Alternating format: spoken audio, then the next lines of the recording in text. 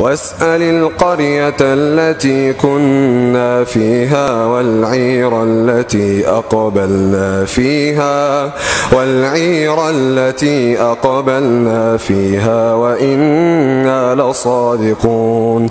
قال بل سولت لكم أنفسكم أمرا فصبر جميل عسى الله أن يأتيني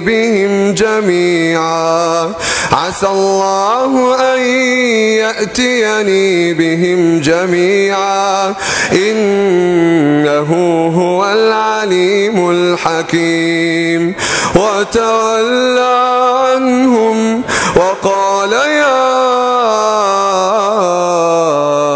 أسفا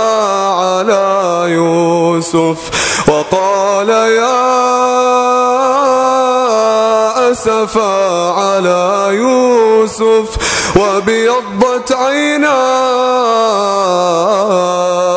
وابيضت عيناه من الحزن فهو كظيم.